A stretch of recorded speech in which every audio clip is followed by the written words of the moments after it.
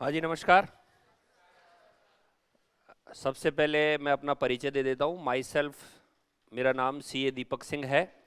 मैं जयपुर से हूँ और जो आरएएस मेंस में पेपर नंबर 1,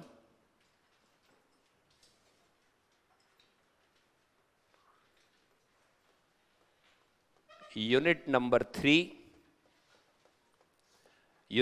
3 आप जानते होंगे, sociology, management, accounting and auditing. क्या बोला मैंने?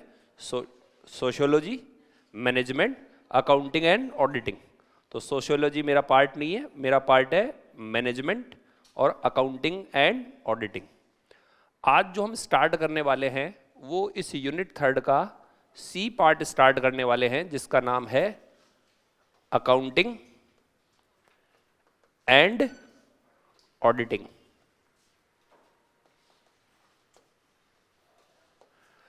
अब बात आती है कि पहले भी आरएएस मेंस का सिलेबस था, अब भी आरएएस मेंस का सिलेबस है, लेकिन आपको पता है इसमें चेंजेज आए। चेंजेस क्या क्या आए हैं वो मैं बता दूं। सोशियोलॉजी का नाम सोशियोलॉजी रहा है, मैनेजमेंट का नाम मैनेजमेंट ही रहा है। पहले जो आपको मैंने नाम लिखा है अकाउंटिंग एंड ऑडिटिंग, इसका नाम था बिजनेस एडमिनिस्ट्रेशन। क्या नाम था? और आज इसका नाम बदल कर क्या कर दिया गया है? Accounting and auditing. और कई टॉपिक हटाए गए हैं और कई टॉपिक जोड़े गए हैं। तो यदि आप किन्हीं नोट से पढ़ रहे हो और किसी बुक से पढ़ रहे हो तो सकता है जब आप पढ़ रहे होंगे सॉरी सर ने तो ये करवाया ही नहीं, ऑपरेटिंग साइकिल वगैरह ये तो पहले की परीक्षाओं में आया हुआ है, ये कैसे छोड़ दिया? तो इस कारण से छोड़ दिया क्योंकि वो अब अपने सिलेबस से हट चुका है। मुझे जो काम करवाना है वो बिल्कुल अपडेटेड करवाना है, जो पिछले 5 दिन पहले इन्होंने नया सिलेबस इशू किया है। थोड़ा सा अंतर मैं आपको बता देता हूं। इसके अंदर पहले इस सब्जेक्ट का नाम क्या था? Business administration. अब क्या नाम कर दिया है? Accounting and auditing. एक तो ये अंतर। दूसरा अंतर ये हुआ कि इसके अंदर इसके सिलेबस में कुछ चेंजेज हुए हैं। जैसे इसके अंदर एक टॉपिक था वर्किंग कैपिटल मैनेजमेंट। क्या बोला मैंने? वो अब हटा दिया गया है, मैं उसको नहीं पढ़ाऊंगा।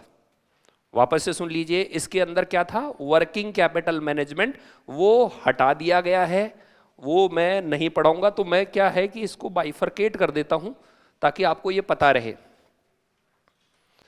देखो, ये मैंने नाम लिखा वर्किंग कैपिटल मैनेजमेंट, ये पहले था और इसे मैं नहीं पढ़ाऊंगा। तो आपको पता रहना चाहिए, अदरवाइज क्या तुम परेशान होगे कि ये क्या हुआ, ये कंटेंट कहां से छूट गया। एक और चीज, इसके अंदर पहले था इंटरनल कंट्रोल। क्या था? वो भी मैं अब नहीं कराऊंगा। इंटरनल कंट्रोल, जो नए जुड़ने वाले वो मैं बता दूंगा आपको। Internal control. इसके अलावा एक पार्ट था बजट एंड बजटरी कंट्रोल। क्या था? Budget and budgetary control. ये भी हम लोग नहीं करेंगे क्योंकि स्पेसिफिक 2 तरह के बजट आपके सिलेबस में स्पेसिफाइड कर दिए गए, budget and budgetary control. Clear है? ये 3 हट गए। कसरत हट तो गए, अब जुड़े क्या क्या है? जुड़े ये हैं कि जो वर्किंग कैपिटल मैनेजमेंट हटाया इन्होंने, इसकी जगह एक नया टॉपिक ऐड किया है और उसका नाम है डबल एंट्री सिस्टम।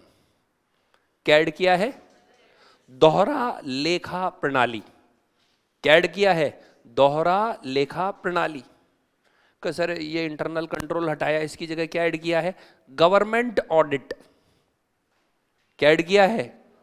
और बजट एंड बजटरी कंट्रोल हटाया है, इसकी जगह क्या ऐड किया है? तो 2 स्पेसिफाइड बजट्स आपके ऐड कर दिए गए हैं, जीरो बेस बजटिंग और परफॉर्मेंस बजटिंग, ये ऐड कर दिए गए।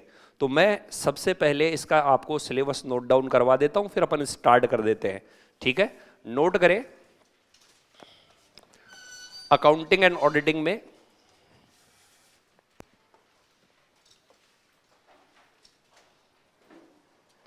ये हटाने का कैसा है इसमें यार?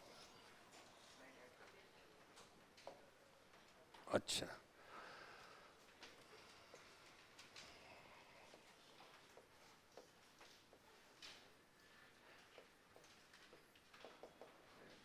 हिंदी में ही है सब लोग? इंग्लिश के भी है? ठीक है, इंग्लिश के कितने हैं? ओके, तो सबसे पहला है डबल एंट्री सिस्टम, दोहरी लेखा प्रणाली। डबल एंट्री सिस्टम, दोहरी लेखा प्रणाली, ये आपके कोर्स के अंदर कंटेंट दिया है। इसके अलावा नेक्स्ट जो कंटेंट है वो है वित्तीय विवरणों का विश्लेषण, analysis of financial statement, financial statement analysis.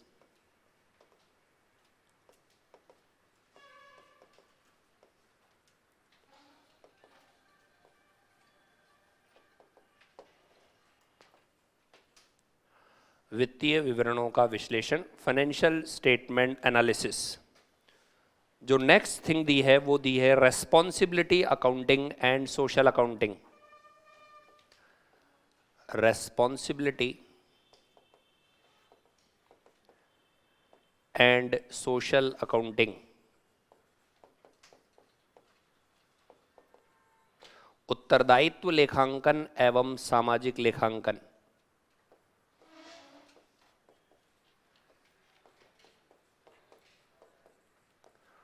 उत्तरदायित्व लेखांकन, सामाजिक लेखांकन। ये मैं किसका सिलेबस लिखवा रहा हूँ? अकाउंटिंग एंड ऑडिटिंग का, जो नया वाला है। वैसे देख रखा होगा आपने, लेकिन शुरू में यदि ये आपके पास है तो आपको पता रहता है कि इन इन बिंदुओं पर पढ़ना है। ये 3 कॉपी हो गए। Double entry system, financial statement analysis, responsibility and social accounting. Then next thing है वो है ऑडिटिंग, अंकेषण।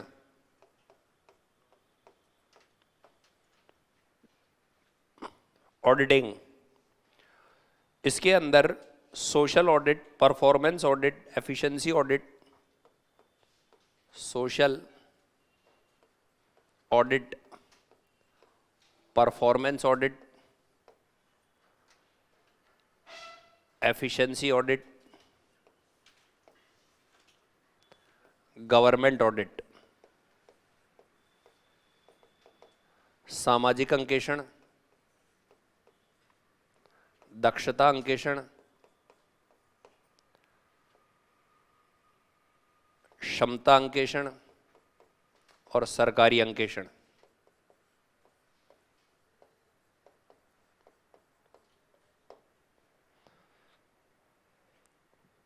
सामाजिक अंकेषण, दक्षता अंकेषण, क्षमता अंकेषण, सरकारी अंकेषण। ठीक है। अंकेषण, इसके अंदर कितनी तरह की ऑडिट है? 4। नंबर 1 क्या? सामाजिक, दक्षता, क्षमता और सरकारी। और बस लास्ट आपका performance budgeting and zero base budgeting. Performance budgeting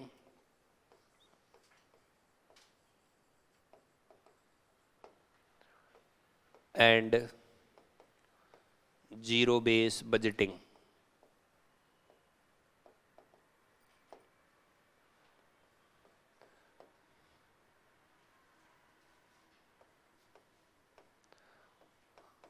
निष्पत्ति बजटिंग भी बोलते हैं, दक्षता भी बोलते हैं, और जीरो बेस को जीरो बेस ही बोलते हैं। ये आपका सिलेबस है अकाउंटिंग एंड ऑडिटिंग का, छोटा सा। ठीक है। अच्छा जी, अब बात आती है पेपर नंबर 3 का। ये यूनिट कौन सा था? Unit C. पेपर नंबर 1 का यूनिट नंबर 3 का पार्ट कौन सा था? ये सी। क्या नाम है इसका? Accounting and auditing. ये सिलेबस हमने देखा। इसमें से क्वेश्चन कितने आते हैं? तो इसमें से टोटल क्वेश्चंस आएंगे 7। कितने क्वेश्चन आएंगे? 7 क्वेश्चन आएंगे। पेज नंबर 29 से शुरू होंगे क्वेश्चन। कौन से पेज से शुरू होंगे? सर कौन सा पेज मतलब? तो वो जो आपके आरएएस मेंस का पेपर आएगा ना, उसमें कौन से नंबर के पेज पर होंगे? ये 29वें पेज से शुरू होंगे ये। ठीक है। टोटल कितने सवाल आएंगे? 7 सवाल आएंगे। जो 5 सवाल हैं उसमें हर सवाल कितने नंबर का आएगा? 2 नंबर का। यानी 5 सवाल कितने नंबर के हो गए? 10। बचे कितने सवाल? 2, 6 और 7। ये कितने कितने नंबर के आएंगे? 5-5 नंबर के आएंगे। तो ये 2 सवाल 5 नंबर के, ये 10, यानी टोटल कितने का हो गया? ये 20। क्या ये समझ में आया? कहाँ से शुरू होगी गाड़ी? पेज नंबर 29 से। कितने सवाल आएंगे? 7 सवाल। 1 से लेकर 5 तक हर सवाल कितने नंबर का? 2 नंबर का। 6 और 7 नंबर वाले सवाल 5-5 नंबर के। टोटल मिला के कितना हो गया? 20। ये जो सवाल है, जो आप जानते होंगे 5 सवाल है, उसमें कितने शब्दों में, कितने वर्ड्स में आपको लिखना है? 15 शब्दों में। और ये जो नीचे वाले हैं, इनको कितने में लिखना है? 50 शब्दों में। इसमें 6 लाइनें आएगी सवाल, और नीचे 6 लाइन, और इसमें 8 लाइन आएगी। तो लिमिटेड आपको जगह दी जाएगी जिसके अंदर आपको लिखना होता है। पेपर का क्राइटेरिया तो मालूम हो, अननेसेसरी लेंदी पढ़ते जा रहे हो और कोई मतलब नहीं है। मतलब आपसे जो भी क्वेश्चन पूछा जाए, आपको उसके अंदर टेक्निकल वर्ड्स यूज करने हैं, ऐसे वर्ड्स जिनको देख करके एग्जामिनर क्या दे दे? मार्क्स दे दे। और बाकी दूसरे सब्जेक्ट का पता नहीं। यहाँ पर यदि आपने वो वर्ड्स लिख दिए जो मैं आपको लिखवाने जा रहा हूँ, जो कि टेक्निकल है, तो एग्जामिनर आपको फुल आउट ऑफ फुल देगा, क्योंकि उसके पास में मौका नहीं है नंबर काटने का, क्योंकि ये बिल्कुल फिक्स है, यही है, इसके अलावा और कुछ नहीं है। आंसर में चेंजेस नहीं आ सकते। तो अपन स्टार्ट करते हैं। सिलेबस हमने मेंशन कर दिया। टोटल 20 नंबर का पार्ट हमने देख लिया। 5 सवाल 2-2 नंबर के, 2 सवाल 5 नंबर के, 20 नंबर का। पेज नंबर 29 से शुरू। स्टार्ट करते हैं।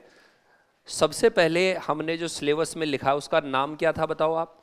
Double entry system. ये नया ऐड हुआ है और मेरे ख्याल से इस बार एग्जाम में आने के चांसेस हैं। डबल एंट्री सिस्टम का हिंदी में नाम क्या है? दोहरा लेखा प्रणाली। क्या नाम है? नोट करें।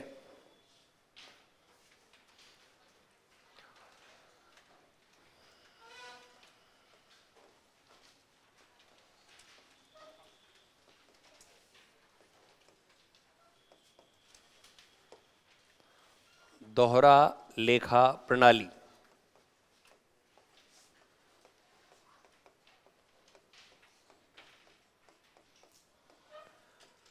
ये क्या है, इसके बारे में नॉलेज लेते हैं। देखिए एग्जाम में जो सवाल आएगा दोहरा लेखा प्रणाली में, वो क्या क्या आ सकते हैं वो सुन लो आप। एक तो आ सकता है लेखांकन की कौन कौन सी प्रणालियां होती है, अकाउंटिंग की कौन कौन सी प्रणालियां होती है। तो 3 प्रणालियां होती है, अभी मैं बताऊंगा आपको। एक तो होती है सिंगल एंट्री, एक आपके कोर्स वाली, और एक होती है महाजनी। क्या क्या नाम बोले मैंने? सिंगल एंट्री, डबल एंट्री और महाजनी। सर ये है क्या चीज़? तो एक वर्ड होता है लेखांकन, अकाउंटिंग। क्या वर्ड बोला मैंने? अकाउंटिंग, लेखांकन। लेखांकन क्या है?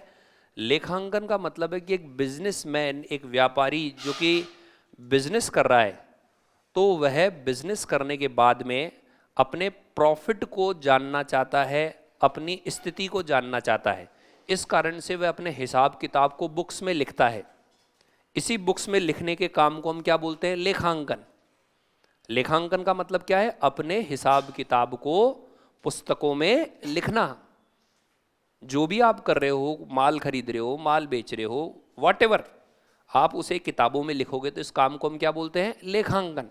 लेकिन इसकी टेक्निकल यदि परिभाषा देखें लेखांकन की, जैसे मैंने तो बड़ी आसान तरीके से बता दी, तो लेखांकन का तात्पर्य है मौद्रिक लेन देनों को रिकॉर्ड करना, वर्गीकृत करना, संक्षिप्त करना और वित्तीय विवरण बनाना। अब नंबर उसके मिलते हैं जो आसान वाली के नहीं मिलते।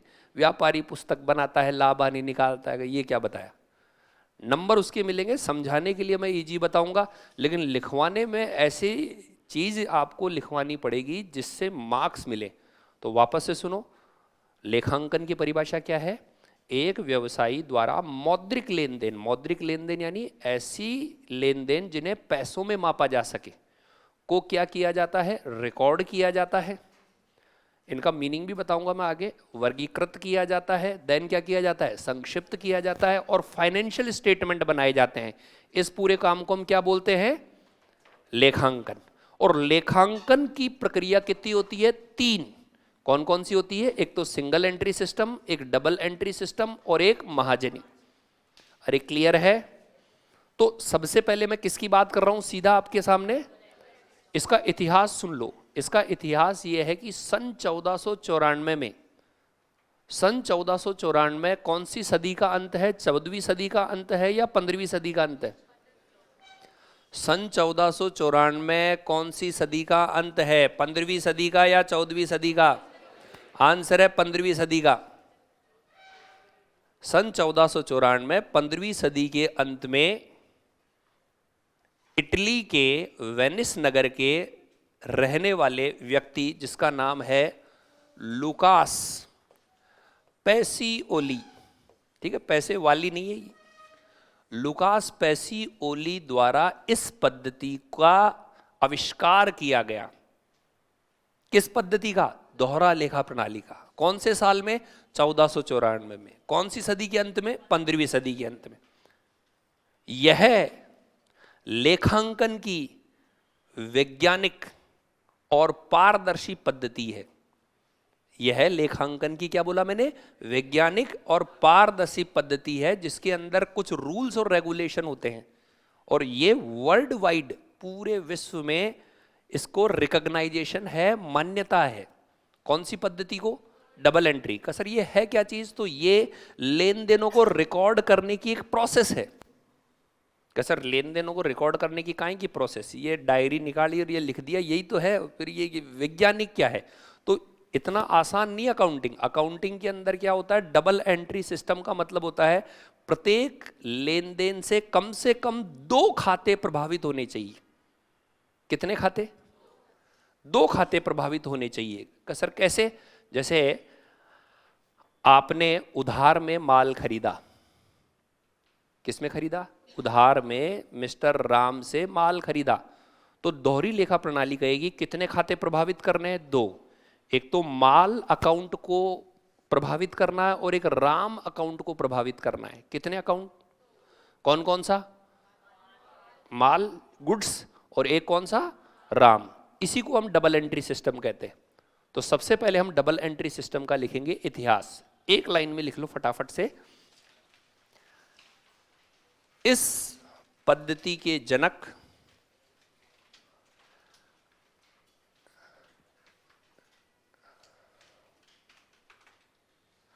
लुकास पैसिओली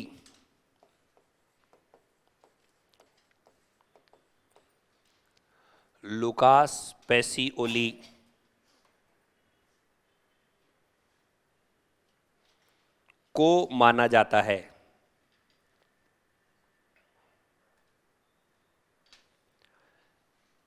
लुकास पैसिओली को माना जाता है। ये इटली के वेनिस नगर के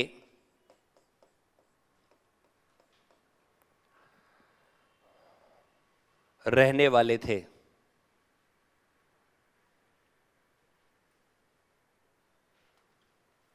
इटली के वेनिस नगर के रहने वाले थे। इन्होंने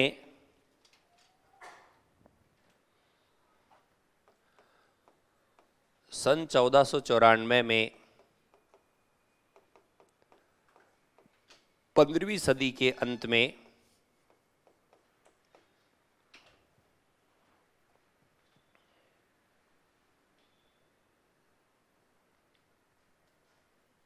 इस पद्धति का आविष्कार किया? इस पद्धति का आविष्कार किया।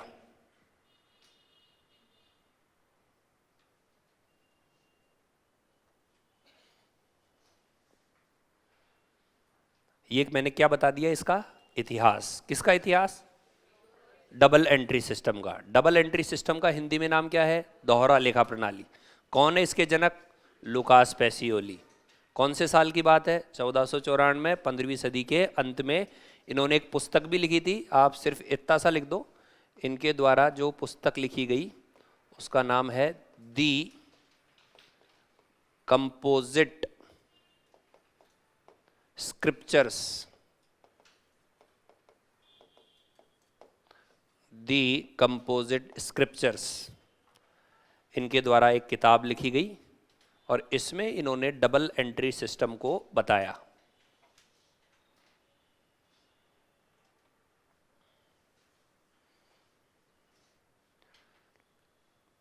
ठीक है, इतिहास पूरा हो गया।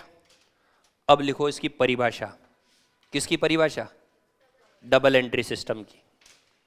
हमेशा छोटे छोटे शब्द लिखो, 50, 15, बस इतना सा, क्योंकि एग्जाम में आएगा तो रामायण तो वांचनी नहीं अपने को, क्योंकि मैं तो पूरा इतिहास जानता हूँ। मैं तो इतना तक जानता हूँ 1494 में है, फिर 1543 में ह्यूज ओल्ड कास्टल ने इसका अंग्रेजी में अनुवाद किया जिसका नाम है the English system of bookkeeping. Edwards Jones आया, फलाना आया, सिटी ऑफ कॉमर्स बेबीलोनिया को कहा जाता है, वगैरह वगैरह। तो वो लिखवाने की जरूरत नहीं है, सीधा यहीं पर ही कॉन्सेंट्रेट। अब हम किसकी बात कर रहे हैं बताओ? परिभाषा। किसकी परिभाषा? तो कोई आपसे पूछे डबल एंट्री सिस्टम क्या है, तो आप परिभाषा कह दोगे कि यह, सुन लो पहले, यह लेन देनों को रिकॉर्ड करने का एक वैज्ञानिक, क्या बोला मैंने? वैज्ञानिक, पारदर्शी और विश्वव्यापी मान्यता प्राप्त तरीका है। कितनी चीजें? पहला क्या बोला मैंने? यह लेन देनों को या ये लेखांकन का, यह अकाउंटिंग का वैज्ञानिक। दूसरा क्या?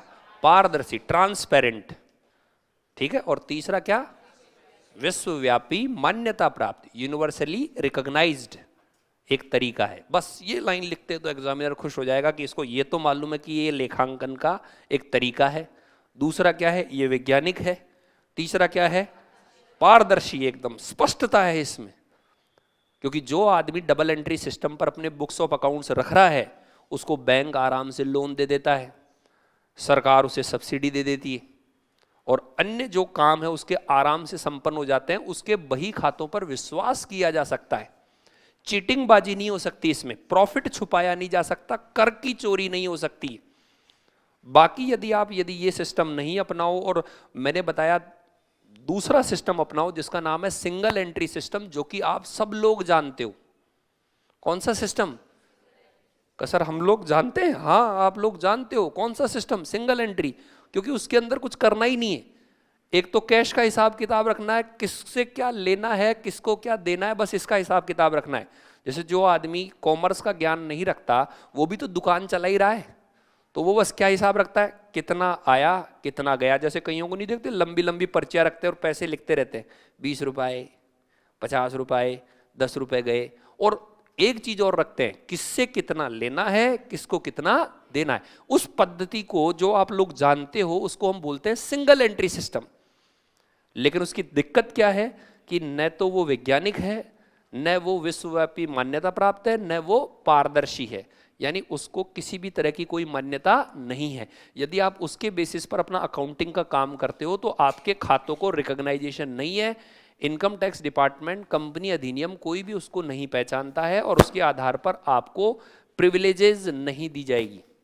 तो अभी हम किसकी बात कर रहे हैं? डबल एंट्री की।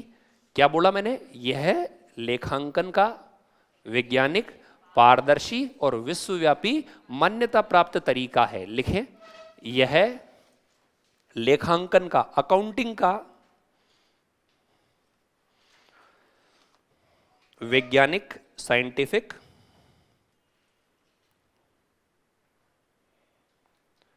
यह लेखांकन का वैज्ञानिक, दूसरा क्या बोला? पारदर्शी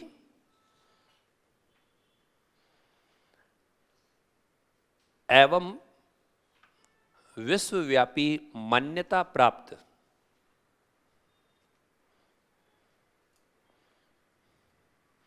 तरीका है, मेथड है। मेथड्स है, कितने मेथड्स है अकाउंटिंग के?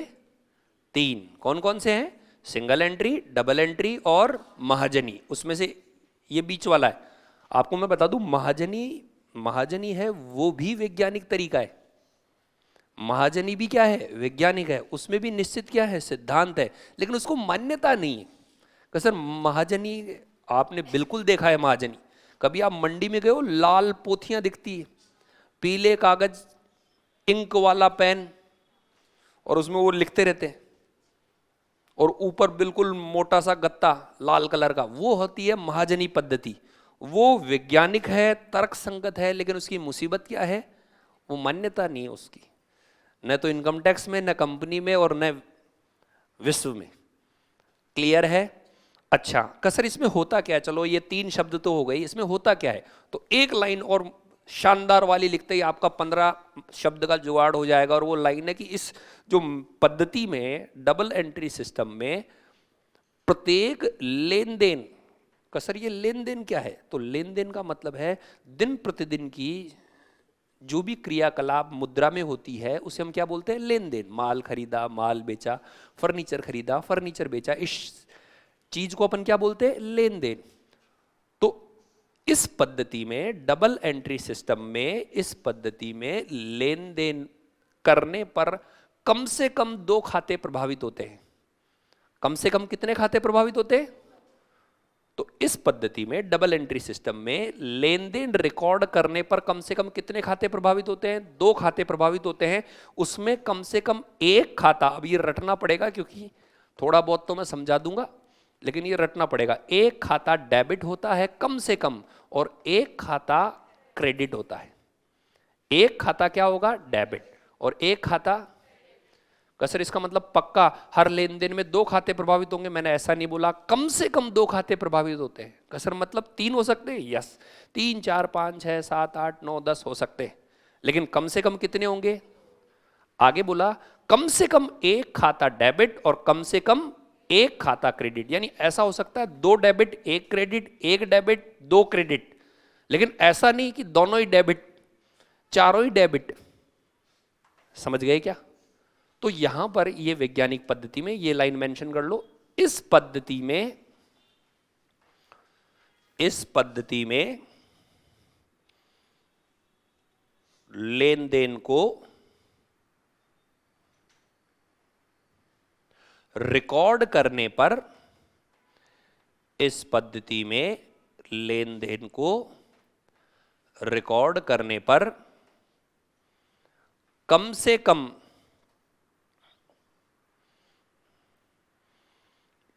2 खाते प्रभावित होते हैं। कम से कम 2 खाते प्रभावित होते हैं, जिसमें से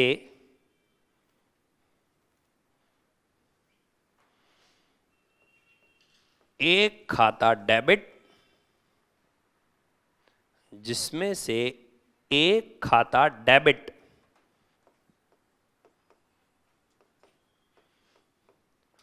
और एक खाता क्रेडिट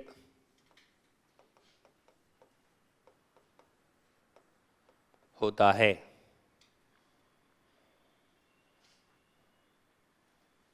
लेन देन को रिकॉर्ड करने पर कम से कम 2 खाते प्रभावित होते हैं, एक खाता डेबिट और एक खाता क्रेडिट होता है। बस यदि आ जाए डबल एंट्री सिस्टम के बारे में लिखो, तो एक लाइन तो वो लिखी, एक लाइन ये लिखी, और यदि आप मेरी अगली समीकरण डाल दें तो बस एग्जामिनर वहीं नाचने लगेगा। बस वो समीकरण डालते ही आपका काम कंप्लीट। और वो समीकरण है ये। कुछ चीजें क्या आपको रटनी पड़ेगी। इसका कारण है कि आपके कोर्स में जो डाला है ना ये चीजें, ये 5 साल की तपस्या है। कितने साल की? और उस 5 साल की तपस्या को आपको 20 घंटे में पढ़ना है। समझ रहे हो आप? तो ये कई शब्द आपको गटकने पड़ेंगे क्योंकि इनके पीछे लंबी लंबी कहानियां है, डेबिट क्या होता है और क्रेडिट क्या होता है, और वो अपने पास इतना समय नहीं है अभी। अपने पास इतना समय है कि कैसे भी करके 20 नंबर कबाड़ ले। बाढ़ में गया डेबिट, नंबर मिल रहे हैं क्या? कहा हाँ, ले ले, डेबिट क्या, तू जो चाहे वो लिखवा ले। तो वो जो समीकरण है, यदि वो आपने समीकरण लिख ली तो एग्जामिनर समझ जाएगा ये परफेक्ट है, और वो समीकरण ये है।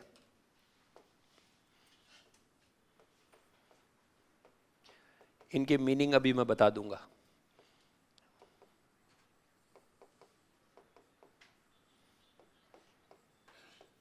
बस यदि आपने डबल एंट्री सिस्टम में ये समीकरण भी डाल के आ गए ना, तो 1 नंबर तो उसे देना ही पड़ेगा, वो छोड़ ही नहीं सकता। डबल एंट्री सिस्टम में इक्विटी का मतलब होता है क्षमता प्लस दायित्व बराबर संपत्ति। ये डबल एंट्री सिस्टम की समीकरण है, यह दोहरा लेखा पद्धति की समीकरण है।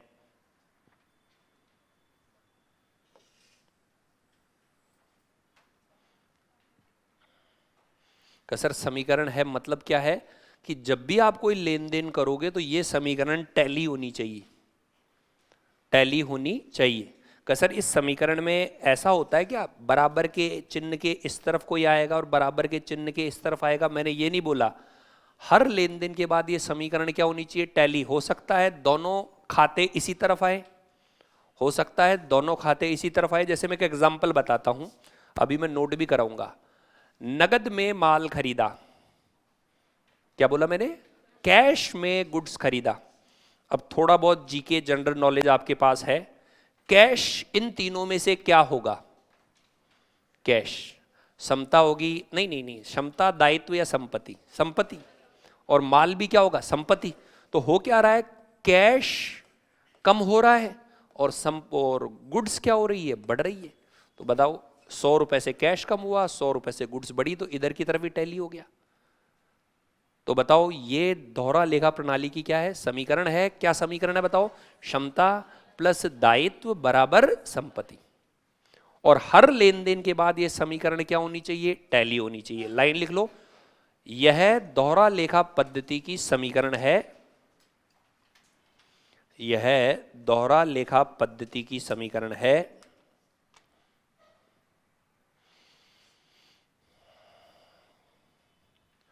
और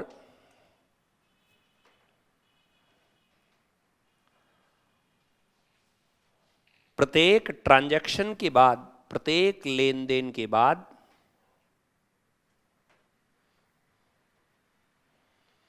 यह समीकरण टैली होनी चाहिए, यह समीकरण टैली होनी चाहिए।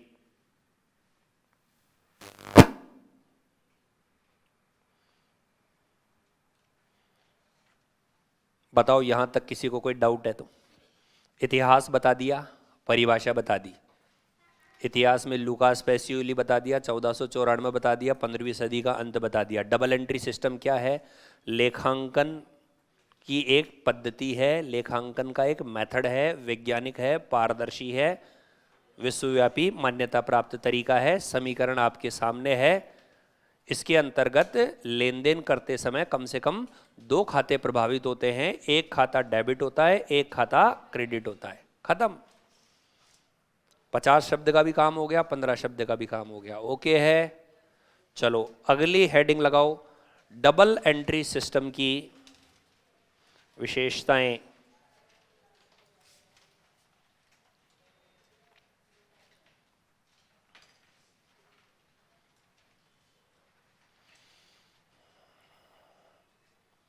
डबल एंट्री सिस्टम की विशेषताएं। एग्जाम में कभी भी विशेषताएं आए तो बस परिभाषा से उठा उठा के शब्द लेने हैं। भैया एग्जाम में आपके सवाल किस तरह के आते हैं? या तो आएगा डबल एंट्री सिस्टम के बारे में लिखो, या आएगा डबल एंट्री सिस्टम की विशेषता बताओ, या आएगा डबल एंट्री सिस्टम के लाभ बताओ, या आएगा डबल एंट्री सिस्टम की हानि बताओ, या आएगा सिंगल एंट्री सिस्टम और डबल एंट्री सिस्टम में अंतर बताओ। यही सवाल आएंगे जो मैं बोल रहा हूँ। परिभाषा आ जाएगी, विशेषता आ जाएगी, अवस्थाएं आ सकती है, सिंगल और डबल एंट्री में अंतर आ सकता है, लाभ आ सकता है और हानि आ सकती है, सीमाएं आ सकती है, खत्म। इससे ज्यादा और क्या पूछेगा। तो अभी हम क्या देख रहे हैं, विशेषताएं। तो आप मुझे बताओ, ऊपर की परिभाषा से आपको विशेषता मिल रही है, कम से कम कितने खाते प्रभावित, लिखें। इस पद्धति में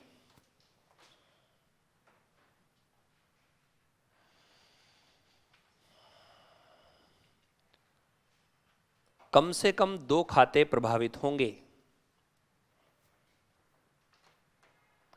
कम से कम 2 खाते प्रभावित होंगे।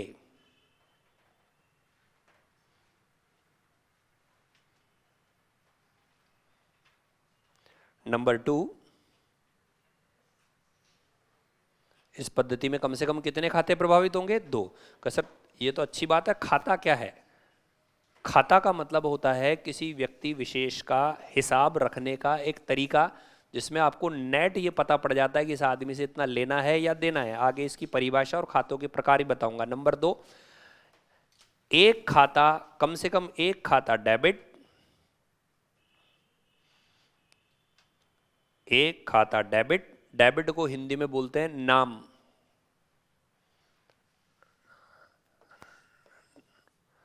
और कम से कम एक खाता क्रेडिट, क्रेडिट को हिंदी में बोलते हैं जमा।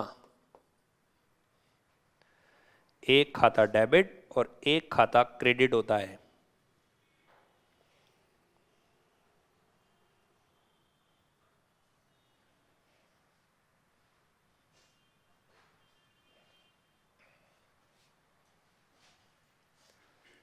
कितनी विशेषताएं हो गई। पहली विशेषता क्या है, कम से कम कितने खाते प्रभावित होते हैं, एक खाता क्या होता है और एक खाता क्या होता है। नंबर 3, इस पद्धति में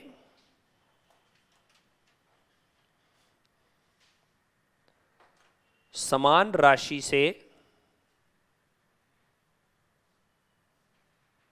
समान राशि से, सेम अमाउंट से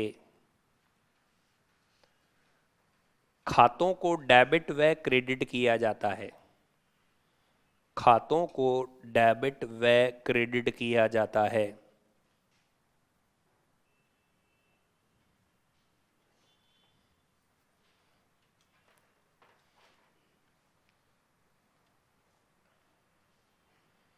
खातों को क्या किया जाता है, डेबिट और क्रेडिट। 4th,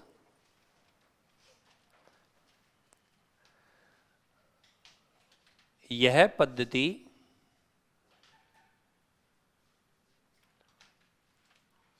वैज्ञानिक सिद्धांतों पर आधारित होती है, साइंटिफिक प्रिंसिपल्स पर बेस्ड होती है।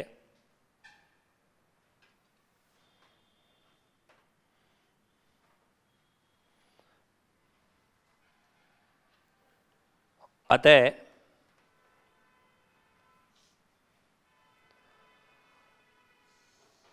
अशुद्धि व कपट, एरर एंड फ्रॉड, अशुद्धि एवं कपट का पता आसानी से चल जाता है।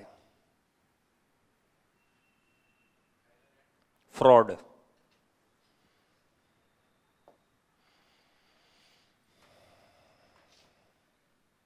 ये मैंने क्या लिखवाई है, किसकी विशेषताएं। एग्जाम में आए मेरे ख्याल से 50 शब्द बन गए होंगे, 15 भी बन गए, 50 भी बन गए। एग्जाम में 6 नंबर का 7वां नंबर का सवाल यदि आए, डबल एंट्री सिस्टम की विशेषता बताओ, खट, बिल्कुल आसान है।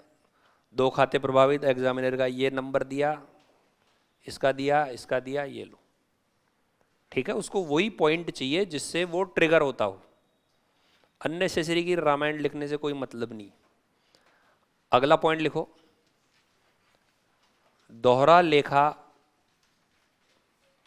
दोहरा लेखा पद्धति की विभिन्न अवस्थाएं, stages of double entry system. दोहरा लेखा पद्धति की अवस्थाएं, स्टेजेस या प्रोसेस या प्रक्रिया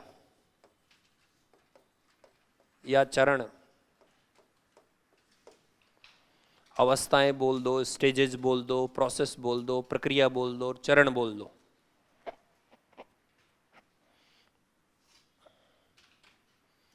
ठीक है, मैं इसमें क्या करूंगा, सिर्फ हेडिंग और एक लाइन, हेडिंग और एक लाइन लिखवाऊंगा। बाकी यदि आप 11th क्लास में से ढूंढने जाओगे तो हेडिंग और एक चैप्टर, हेडिंग और एक चैप्टर ऐसे है। ठीक है, तो नाम सुन लेना। इसकी जो विभिन्न चरण है उनके नाम है, एक तो रिकॉर्डिंग, सुन लेना पहले क्या क्या बोला मैंने। रिकॉर्डिंग जिसे हिंदी में बोलते हैं अभिलेखन। दूसरा है क्लासिफिकेशन, हिंदी में बोलते हैं वर्गीकरण। पहला क्या बोला, दूसरा क्या बोला। एग्जाम में सवाल आएगा, सवाल देखिए, इस चक्कर में मत रहना कि आपसे इन डेप्थ सवाल नहीं आएंगे।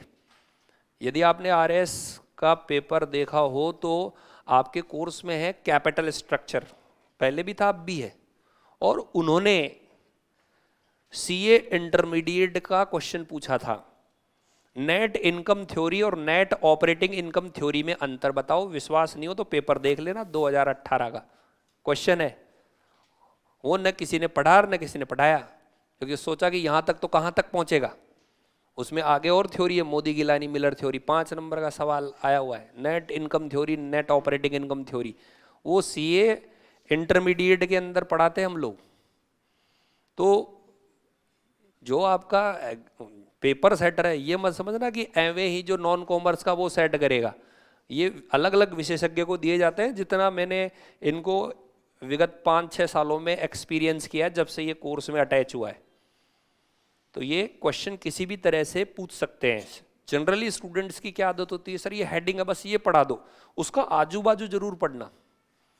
स्टूडेंट की आदत कैसे, डबल एंट्री पढ़ा दो, बस एक पन्ना हो गया खत्म, आगे के चलो बस। वित्तीय विवरणों का विश्लेषण, जब ये वित्तीय विवरणों का विश्लेषण ऐड हुआ था तो लोगों ने 1 या 2 पेज पढ़ाया, लेकिन मैंने रेशो पढ़ाए थे। तो मैं उस टाइम पे कलाम इंस्टीट्यूट में पढ़ा के आया था, तो बच्चे कह रहे थे सर आपने 3 दिन हमारे रेशो में पढ़ाने में कर दिए।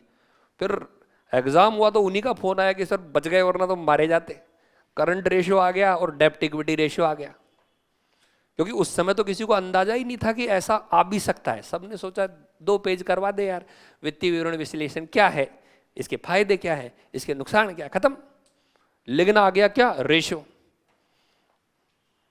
और अब दूर नहीं कि इस बार भी आप लोगों के ब्रेक इवन पॉइंट आ सकता है। क्या आ सकता है, ब्रेक इवन पॉइंट आ सकता है। इस तरह के सवाल तो इस गलतफहमी में मत रहना, 11वीं और 12वीं के टॉपिक ही आएंगे, क्योंकि आपके जो डाले गए हैं ना सिलेबस में, उसको देख के मैं खुद हैरान रह गया कि ये चाहता क्या है आप लोगों से। ये तो ऐसा चाहता है जैसे आप कॉमर्स में एमकॉम करके आए हुए हो, और कुछ चीजें तो इतनी गहराई में पूछी गई है कि उसका भी अपने को ध्यान रखना है, जहां से छोटे क्वेश्चंस बन सकते हैं, कम से कम कुछ लिख तो सको। तो अवस्थाओं में मैंने एक नाम बोला, और वो नाम है कौन सा बताओ, रिकॉर्डिंग। हिंदी में क्या बोला मैंने, अभिलेखन। लिख लो, अभिलेखन।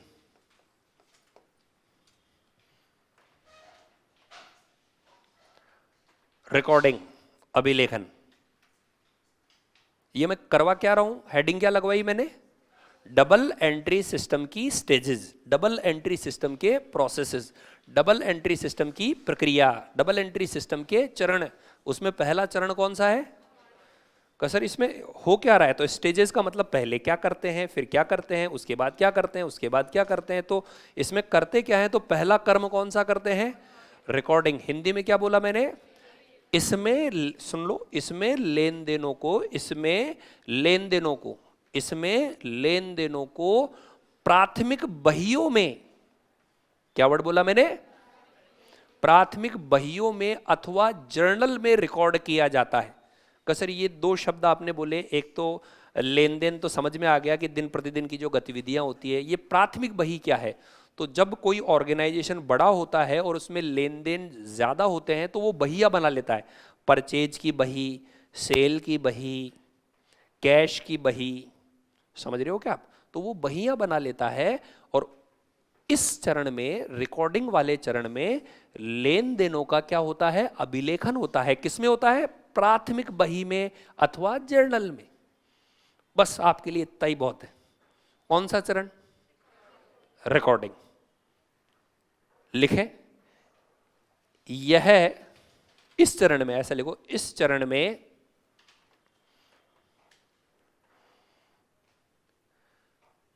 लेन देनों को ट्रांजैक्शंस को प्राइमरी बुक्स, प्राथमिक बही,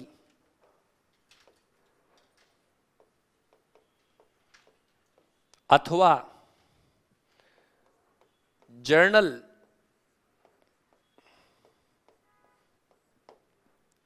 में रिकॉर्ड किया जाता है, में रिकॉर्ड किया जाता है। सिर्फ इतना समझ लो, प्राथमिक बही के अंदर purchase book, sales book, cash book, कईयों के तो नाम मेरे को लेते हुए भी डर लग रहा है, जैसे अभी बोलूं बीपी बुक, बीआर बुक, अरे राम राम के, तो 8 होती है, लेकिन आपको समझाने के लिए मैं बोल रहा हूं कि सर ये जर्नल अथवा करके क्यों लिखा? जब लेन देनों की संख्या कम होती है तो ये सारी बहियों को एक नाम से पुकारा जाता है और उसका नाम क्या है? जर्नल। तो ये लेखांकन प्रक्रिया का कौन सा चरण है? पहला चरण है। क्या नाम है इस चरण का? रिकॉर्डिंग। दूसरा चरण लिखो, क्लासिफिकेशन, वर्गीकरण।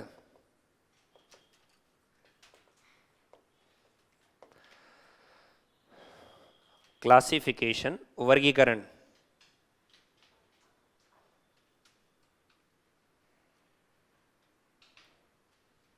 कौन सा चरण होगा ये? सेकंड स्टेप है। लिखेंगे इस चरण में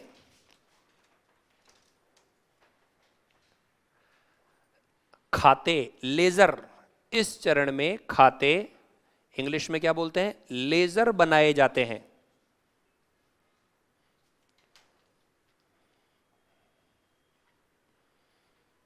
इस चरण में खाते, इंग्लिश में क्या वर्ड बोला मैंने? लेजर्स बनाए जाते हैं। कितने चरण हो गए? सर ये लेजर्स क्या है, खाते क्या है? तो मैं हल्का सा इसके बारे में आपको आइडिया दे देता हूं। खाते होते हैं वो मुख्य रूप से 3 प्रकार के होते हैं, पर्सनल खाता, रियल खाता और नॉमिनल खाता। क्या क्या बोला मैंने? पर्सनल, और अगला क्या बोला? रियल, और एक क्या बोला? नॉमिनल।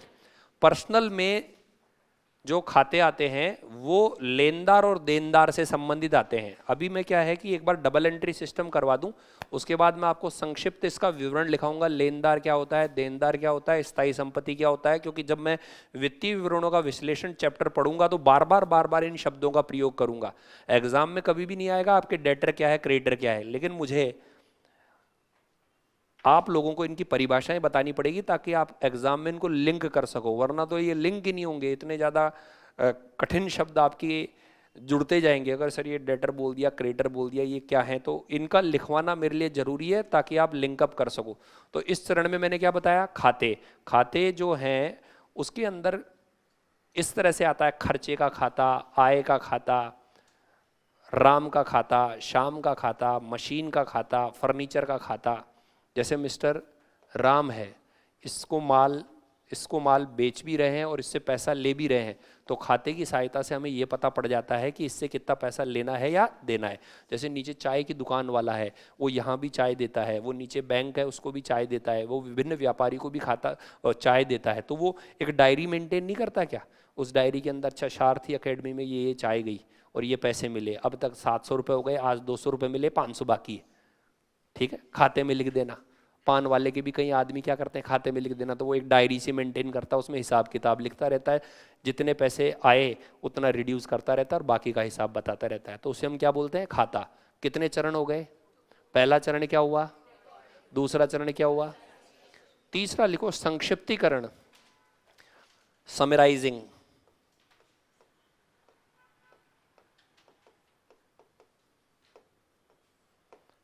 समराइजिंग, संक्षिप्तीकरण।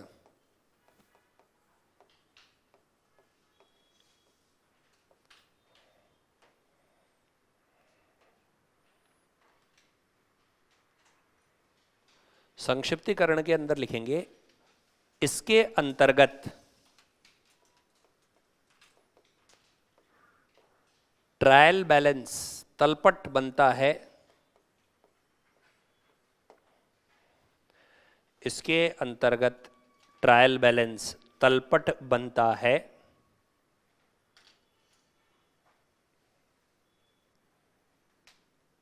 एवं फाइनेंशियल स्टेटमेंट वित्तीय विवरण बनाए जाते हैं।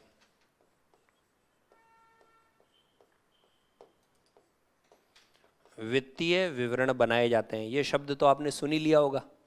कौन सा शब्द? वित्तीय विवरण। का सर ये क्या है? वित्तीय विवरण क्या है? फाइनेंशियल स्टेटमेंट क्या है?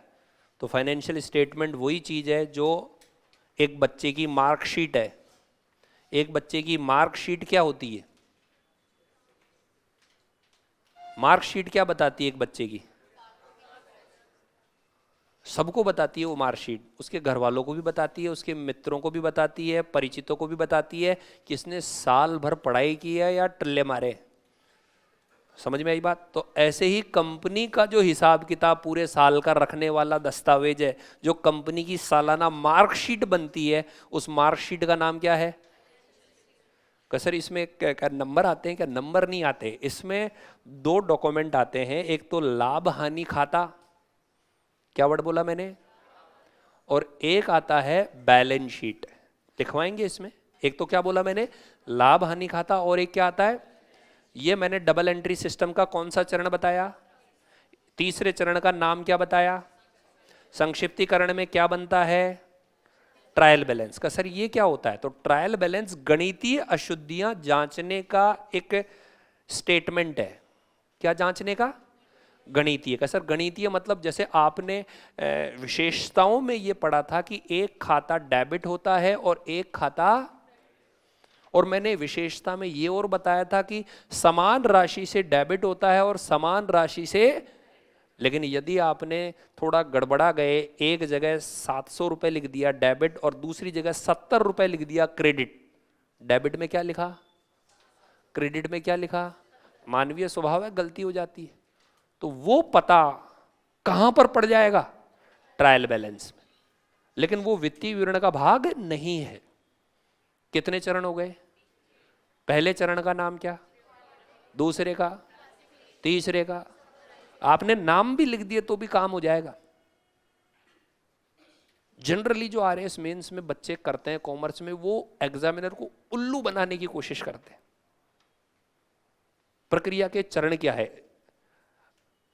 डबल एंट्री सिस्टम के प्रक्रिया के चरण होते हैं जो निम्न है। अरे निम्न है क्या लिख रहा है? सीधा लिख 1 2 3, इतने में तो हो गया पूरा। ठीक है, इसके अंदर ये होता है, इसके अंदर सीधे नाम लिखो, रिकॉर्डिंग, क्लासिफिकेशन, समराइजिंग। नेक्स्ट लिखें आप चौथा, कम्युनिकेशन। कम्युनिकेशन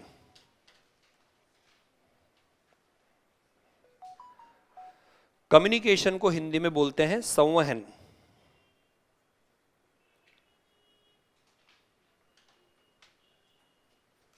कम्युनिकेशन को हिंदी में क्या बोला मैंने? संवहन। वैसे खूब सारे चरण होते हैं, लेकिन मैं अभी आपको 4 ही लिखवाऊंगा क्योंकि वो उतने आपके है नहीं। इंटरप्रिटेशन है, एनालिसिस है। संवहन कौन से नंबर का चरण है? ये 4th। इसमें लिखिए, इसके अंतर्गत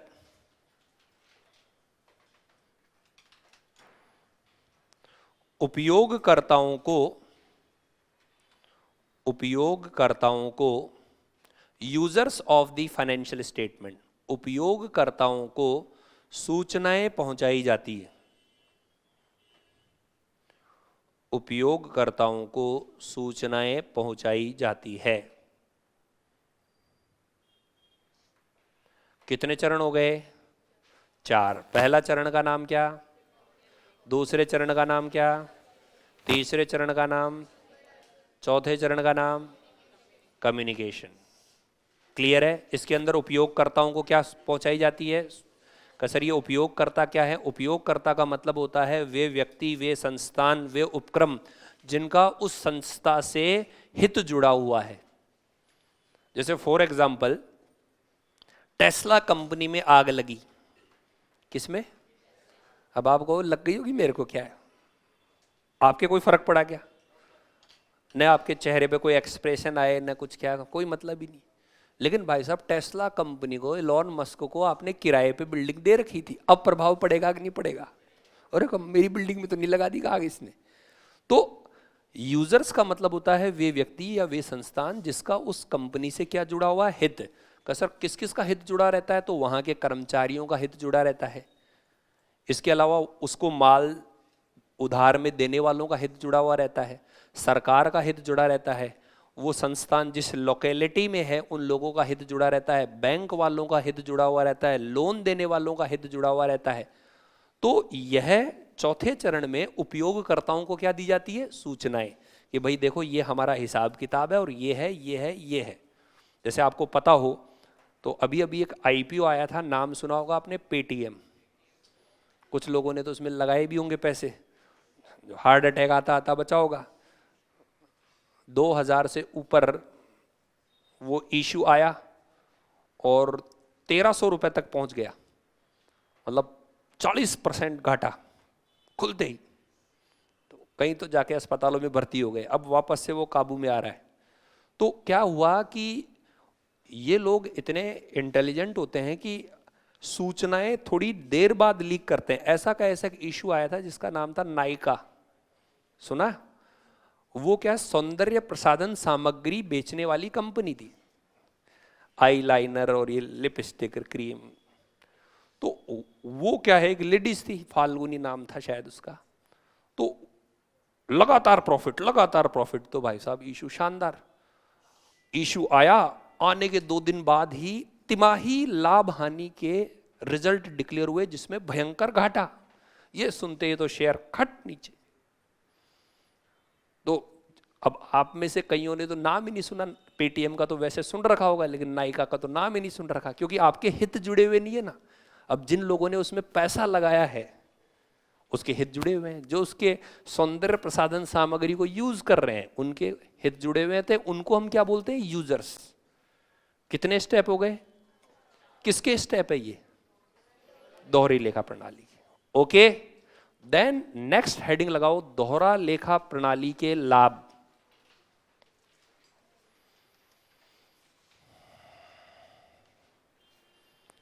डबल एंट्री सिस्टम के एडवांटेजेस।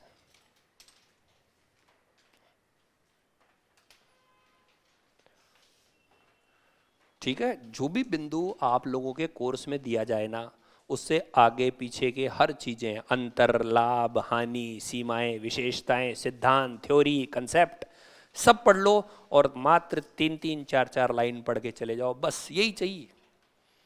एक बक्सा मत पढ़ो कि बस दोहरी लेखा प्रणाली पढ़ लिए, बक्सा पढ़ लिया 3। अरे अंदर पढ़ो, इसको टुकड़ों में बांटो, वही आपको सफलता दिलाएगा। लाभ, जरा सोचो और बताओ क्या लाभ बता सकते हो। इतना टाइम हो गया अपने को, आधा पौन घंटा बताते बताते हो गया। लाभ बताओ क्या है?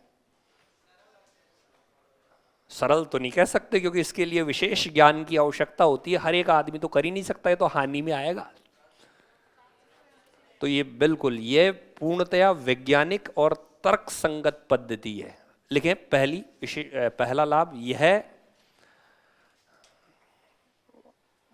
पूरी तरीके से पूर्ण एवं, यह पूर्ण एवं वैज्ञानिक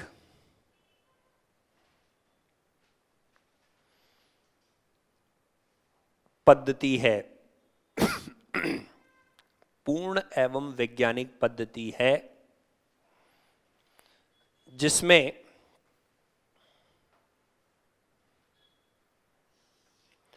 निश्चित सिद्धांत और नियम होते हैं, फिक्स्ड प्रिंसिपल एंड रूल्स होते हैं।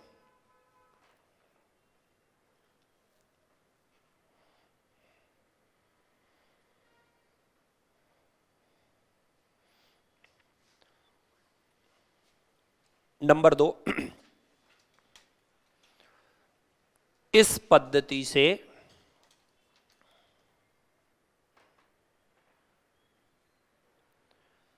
सही लाभ हानि, करेक्ट प्रॉफिट एंड लॉस एवं आर्थिक स्थिति, फाइनेंशियल पोजीशन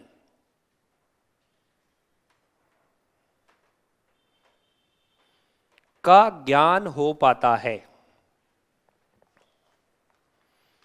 का ज्ञान हो पाता है। लाभ हानि तो समझते हो, आर्थिक स्थिति को भी बता देते हैं। एक व्यक्ति के पास में कार है, कौन सी कार है?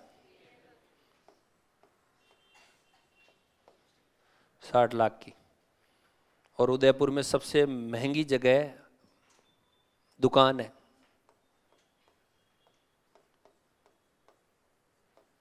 स्टॉक भी खूब पड़ा है, कैश तो पूछो ही मत हो।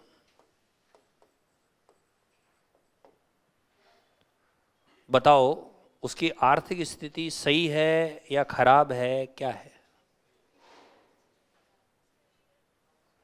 है सही है या खराब है? तो इसका आंसर है कह नहीं सकते। यही तो सिंगल एंट्री सिस्टम है जो आप देख रहे हो। जैसे आप क्या है कि अपने पड़ोस में या किसी शादी में जाते हो और कोई आदमी लग्जरी गाड़ी से उतरता है तो आपके मन में क्या आता है? माला माल, भाग भाग के उसे हाथ और मिलाते हो।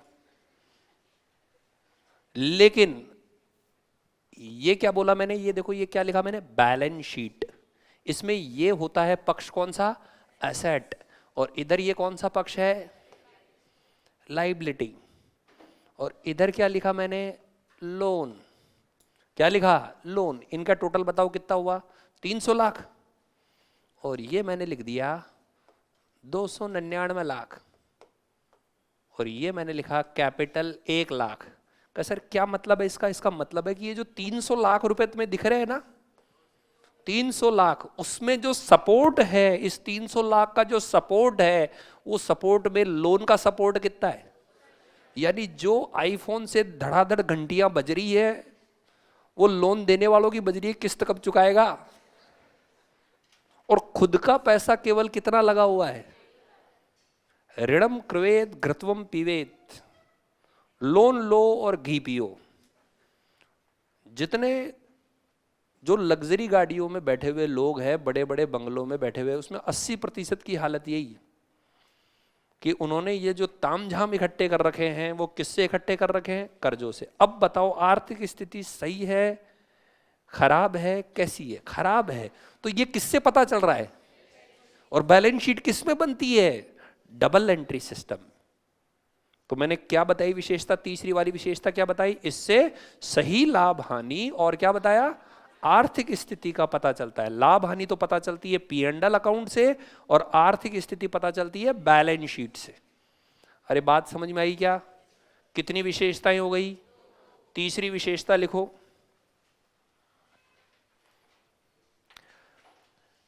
इस प्रणाली में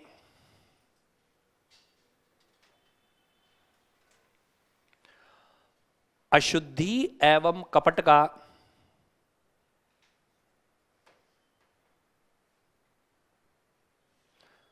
एरर एंड फ्रॉड का शीघ्रता से पता चल जाता है। अशुद्धि एवं कपट का शीघ्रता से पता चल जाता है।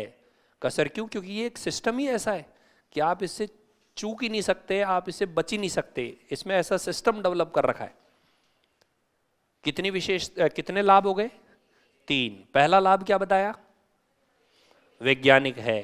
दूसरी क्या बताई मैंने? लाभ हानि और आर्थिक स्थिति का पता चल जाता है। तीसरी क्या बताई? नंबर 4, यह एक वैधानिक मान्यता प्राप्त, स्टैच्यूटरी रिकॉग्नाइज्ड, यह एक वैधानिक मान्यता प्राप्त, स्टैच्यूटरी रिकॉग्नाइज्ड, कानूनी मान्यता प्राप्त पद्धति है। वैधानिक मान्यता प्राप्त पद्धति है। इसी कारण यह विश्वसनीय है।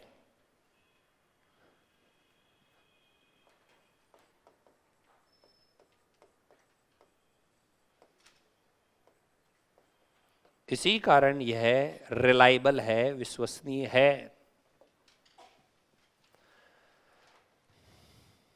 वैधानिक मान्यता प्राप्त पद्धति है, इसी कारण ये विश्वसनीय है।